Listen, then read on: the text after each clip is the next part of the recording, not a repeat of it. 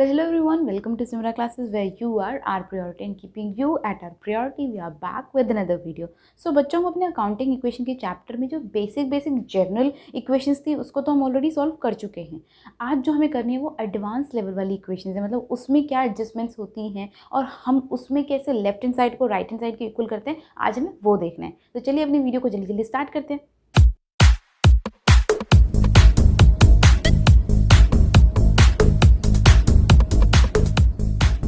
Okay बच्चों, तो सबसे पहली जो एडजस्टमेंट हमें समझनी है वो है इंटरेस्ट ऑन कैपिटल। तो क्यों ना पहले इसकी टर्मिनोलॉजी समझ ली जाए।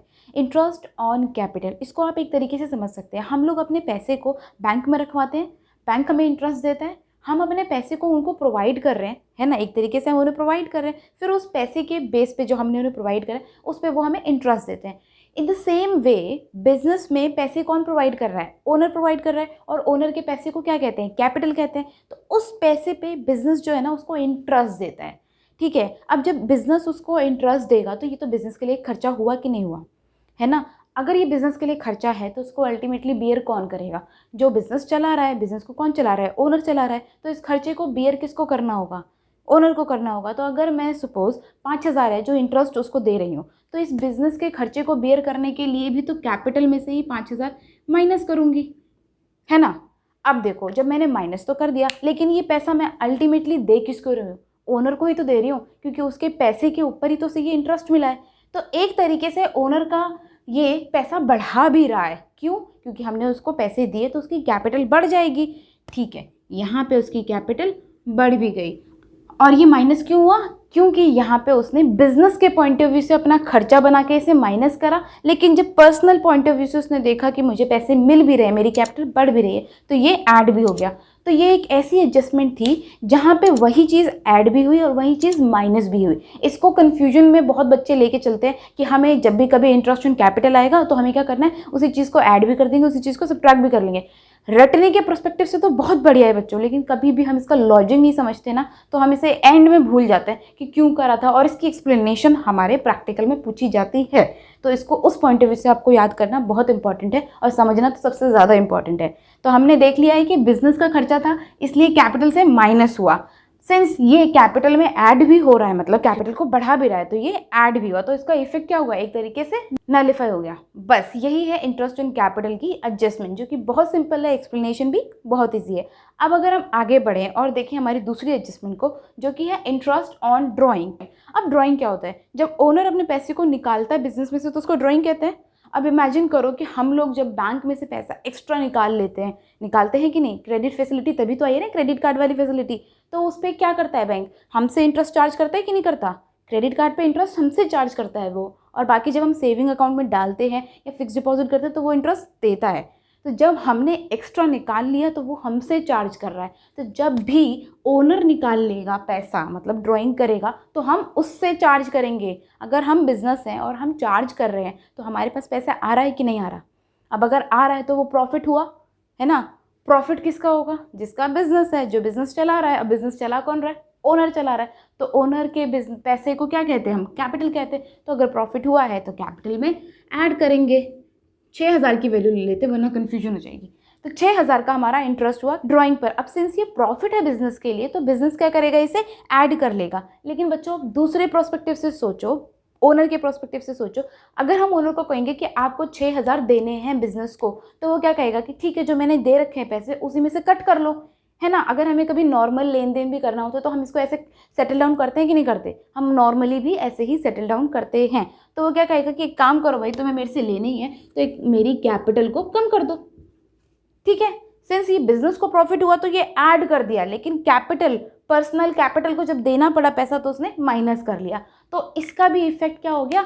नलिफाई हो गया। एक तरफ पॉजिटिव और एक तरफ नेगेटिव। इन दोनों की ही ना, जो interest on capital, interest on drawing है, एक्चुअल वैल्यू क्या होती है? जीरो होती है। क्योंकि हम इसमें करते क्या है? वही चीज़ ऐड करते हैं, वही चीज़ सब्ट्रैक्ट करते हैं, वही चीज़ ऐड करते हैं, वही चीज़ सब्ट्रैक्ट करते हैं। तो इन दोनों में ही लेफ्ट हैंड साइड और राइट हैंड साइड तो इवेंचुअली मैच होना ही है, क्योंकि जो इफेक्ट है वो तो नलिफाई हो गया है। तो ये दोनों एडजस्टमेंट जो होती है वो सिंपलेस्ट एडजस्टमेंट होती है, बट इनकी जो एक्सप्लेनेशन होती है वो सबसे ज़्यादा कन्फ्यूजिंग होती है। तो आज वो कन्फ्यूजन आपकी दूर हो गई और हमेशा के लिए इसे दूर कर लीजिएगा।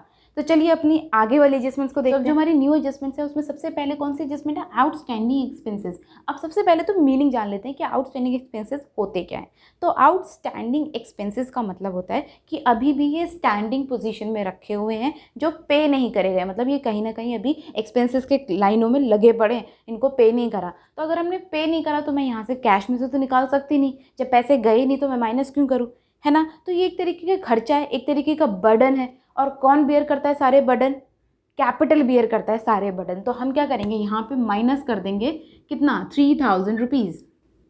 ओके, हमने माइनस तो कर दिया, लेकिन इसका दूसरा इफेक्ट भी होगा, क्योंकि हमारी अकाउंटिंग इक्वेशन बेस्ड ही क्या है, ड्यूअल एस्पेक्ट पे। तो इसका दूसरा इफेक्ट क्या होगा, दूसरा इफेक्ट जो होगा कि हमारे पास एक लाइबिलिटी क्रिएट हो गई है। अब वो इंसान जिसके एक्सपेंसेस मैंने पे नहीं करे हैं, वो तो कभी भी मेरे बिजनेस के गेट पे आके खड़ा हो जाएगा, कहेगा भाई मेरे एक्सपेंसेस पे करो, है कि नहीं। तो वो एक तरीके की लाइबिलिटी भी क्रिएट हो गई है ना। तो इस लाइबिलिटी वाले पोर्शन में ना आपके लिए एक लाइबिलिटी क्रिएट हो जाएगी, जिसको क्या कहेंगे हम, आउटस्टैंडिंग एक्सपेंसेस। तो जल्दी से यहाँ पे एक कॉलम बनाएंगे हम, जिसका हेडिंग क्या देंगे, आउटस्टैंडिंग एक्सपेंसेस, जो लाइबिलिटी के अंडर आएगा। ठीक है,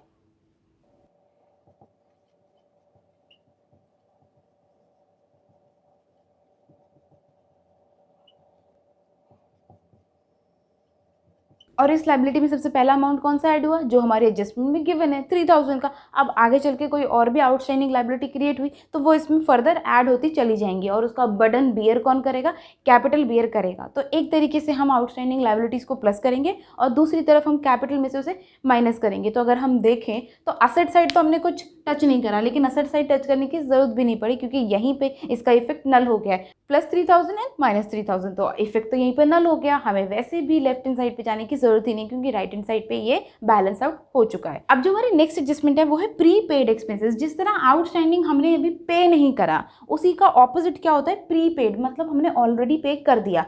अब पे कर दिया तो उसका मतलब पैसे तो गए, गए कि नहीं। तो अगर पैसे गए हैं तो एसेट में कैश आता है, उसको माइनस करना पड़ेगा।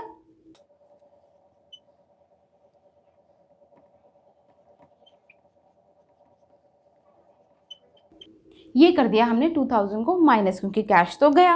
अब हमने क्या करा है कि हमने ऑलरेडी पेमेंट कर दी है, तो हमारी एक तरीके से अथॉरिटी नहीं क्रिएट हो जाती उस चीज़ पे जिसके लिए भी हमने एडवांस पेमेंट कर दी है। अगर आप कभी एडवांस पेमेंट कर देते हो अमेजोन पे या फ्लिपकार्ट पे या कहीं पे भी, तो एक तरीके से आप क्या कहते हो कि ये तो मेरे पास डिलीवर होना ही चाहिए था, तो एक अथॉरिटी शो नहीं करने लगते। उसी तरीके से एक अथॉरिटी आपकी यहाँ पे भी जनरेट हो जाएगी। अगर आपने किसी को एक्सपेंसेस पे कर दिए होंगे कि ये काम तो भाई आपको करना है, इसके लिए चाहे पेमेंट एडवांस में ले लो, तो वो क्या कहोगे आप, एक तरीके से क्या बोलोगे, भाई ये तो मेरा हक बनता है, अब तुझे करना ही पड़ेगा, है ना। तो ये जो सारी हक वाली चीज़ें होती है ना, वो एक तरीके से असेट जनरेट करती है हमारे लिए। तो हमारे लिए एक और असेट क्रिएट हो गई, जिसका नाम क्या डालेंगे हम, प्रीपेड एक्सपेंसेस। तो असेट के अंदर एक और हेडिंग क्रिएट हुई, क्या हुआ, प्रीपेड एक्सपेंसेस।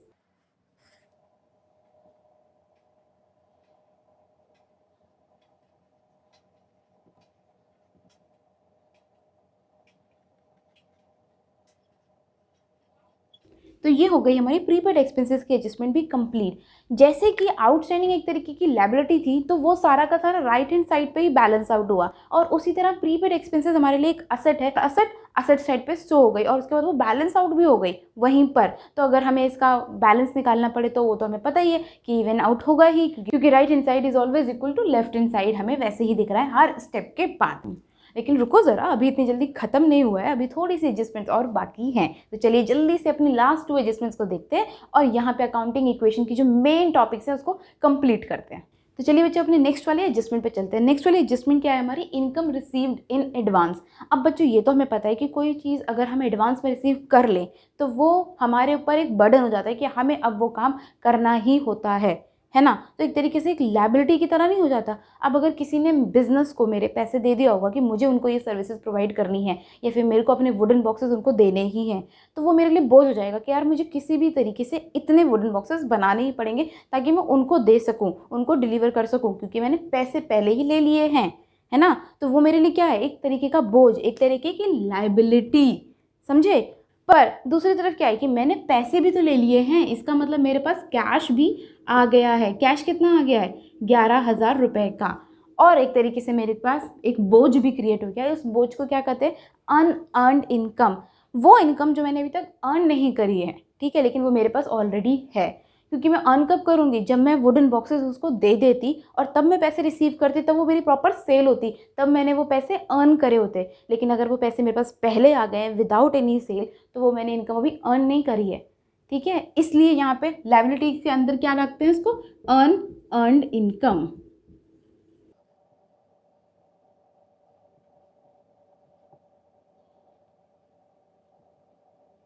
अब अगर हम देखें तो हमने अपने राइट हैंड साइड पे भी 11,000 ऐड करा हुआ है और लेफ्ट हैंड साइड पे भी 11,000 ऐड करा हुआ है। तो हमारी जो नेक्स्ट इक्वेशन आनी चाहिए, जो सम वाली इक्वेशन नेक्स्ट आएगी, वो क्या होगी, वो 11,000 प्लस हो जाएगी।